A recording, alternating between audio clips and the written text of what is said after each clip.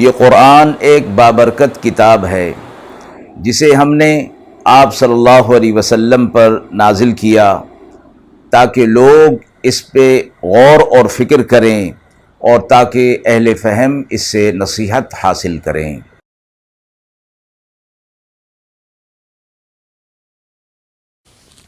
بسم اللہ الرحمن الرحیم۔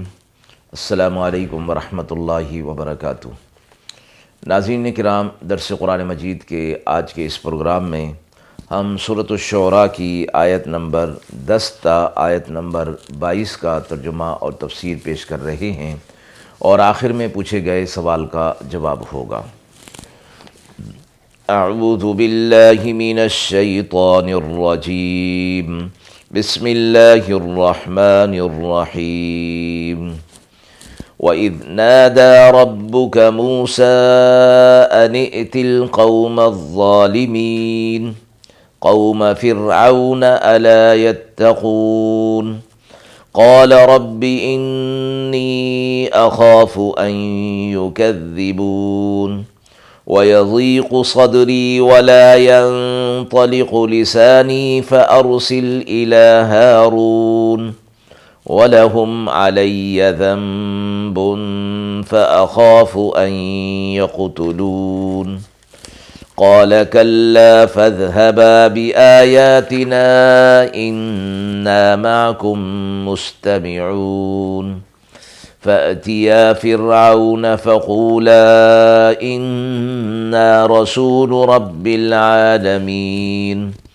أَنْ أَرْسِلْ مَعَنَا بَنِي إِسْرَائِيلَ قَالَ أَلَمْ نُرَبِّكَ فِينَا وَلِيدًا وَلَبِثْتَ فِينَا مِنْ عُمُرِكَ سِنِينَ وَفَعَلْتَ فَعْلَتَكَ الَّتِي فَعَلْتَ وَأَنْتَ مِنَ الْكَافِرِينَ قَالَ فَعَلْتُهَا إِذًا وَأَنَا مِنَ الضَّالِّينَ فَفَرَرْتُ مِنْكُمْ لَمَّا خِفْتُكُمْ فَوَهَبَ لِي رَبِّي حُكْمًا وَجَعَلَنِي مِنَ الْمُرْسَلِينَ وَتِلْكَ نِعْمَةٌ تَمُنُّهَا عَلَيَّ أَنْ عَبَّدتَّ بَنِي إِسْرَائِيلَ۔ آیت مبارکہ کا ترجمہ ملاحظہ فرمائیں۔ اور جب پکارا آپ کے رب نے موسیٰ علیہ السلام کو کہ آپ جائیے اس ظالم قوم کی طرف،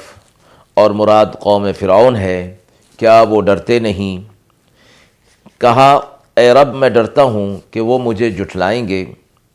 اور رک جاتا ہے میرا جی اور نہیں چلتی میری زبان، سو پیغام دے کر بھیجیے ہارون علیہ السلام کو، اور ان کو مجھ پر ایک گناہ کا دعویٰ ہے، سو ڈرتا ہوں کہ وہ مجھے مار ڈالیں گے۔ فرمایا، کبھی نہیں، تم دونوں جاؤ لے کر ہماری نشانیاں، ہم تمہارے ساتھ ہیں اور سنتے ہیں۔ سو فرعون کے پاس جاؤ اور کہو کہ ہم رب العالمین کی طرف سے پیغام لے کر آئے ہیں، یہ کہ بنی اسرائیل کو ہمارے ساتھ بھیج دے۔ اس نے کہا، کیا ہم نے آپ کو نہیں پالا تھا اپنے پاس جب کہ آپ لڑکے تھے، اور آپ ہمارے پاس اپنی عمر کے کئی برس رہے، اور آپ کر گئے وہ فعل جو آپ نے کیا، اور آپ ناشکرے ہیں۔ موسیٰ علیہ السلام نے کہا، کیا تو تھا میں نے وہ کام، لیکن مجھ سے خطا تھی، پھر میں بھاگا تمہارے ڈر سے، لیکن میرے رب نے مجھ کو بخش دیا اور مجھے پیغام پہنچانے والا بنا دیا۔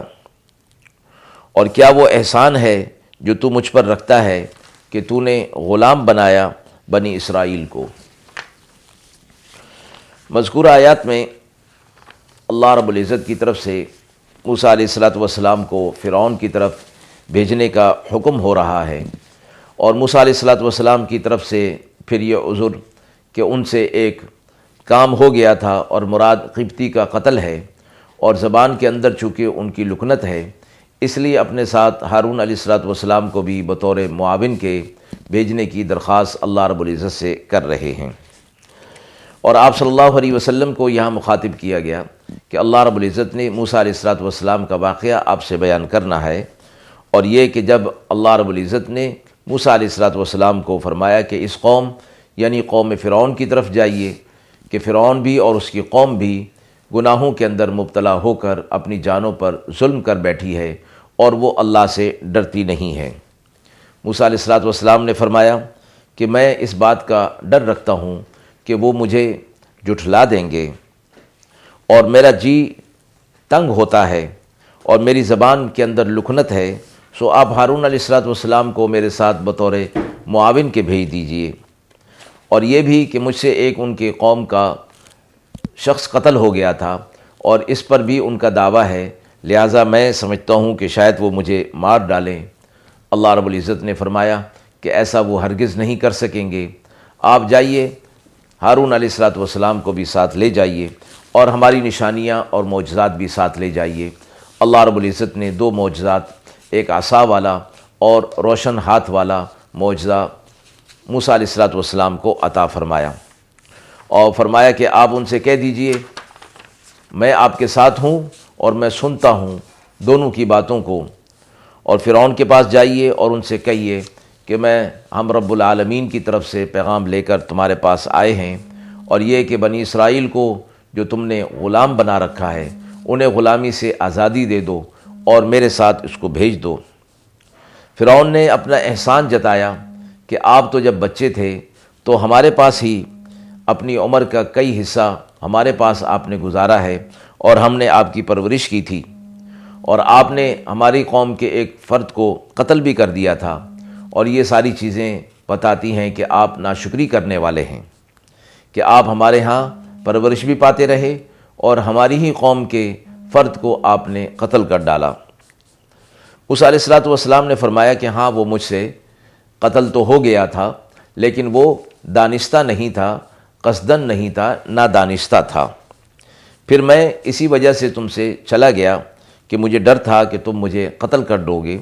لیکن اللہ رب العزت نے میری وہ غلطی معاف فرما دی اور مجھے بخشش کر دی، اور مجھے پیغام پہنچانے والوں میں سے بنا دیا، یعنی مجھے نبوت و رسالت عطا فرما دی،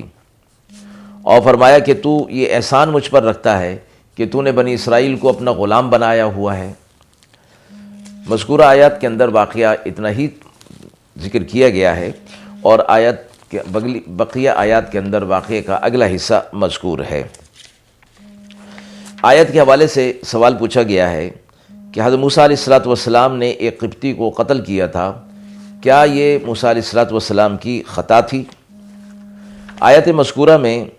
فرعون کے اس سوال پر کہ آپ نے ایک قبطی کو قتل کیا تھا، حضرت موسیٰ علیہ السلام نے جواباً فرمایا کہ ہاں میں نے قتل ضرور کیا تھا، لیکن وہ قتل ارادتاً اور قصداً نہ تھا، بلکہ اس قبطی کو اس کی خطا پر تنبیہ کرنے کے لیے ایک گھونسا مارا،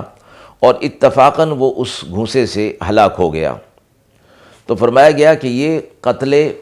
عمد نہیں تھا بلکہ قتل خطا تھا، اور یہ بلا ارادہ تھا، جو نبوت کے منافی نہیں ہے، بلکہ یہ قتل خطا قابل سزا بھی نہیں ہوا کرتا۔ وآخر دعوانا ان الحمد للہ رب العالمین۔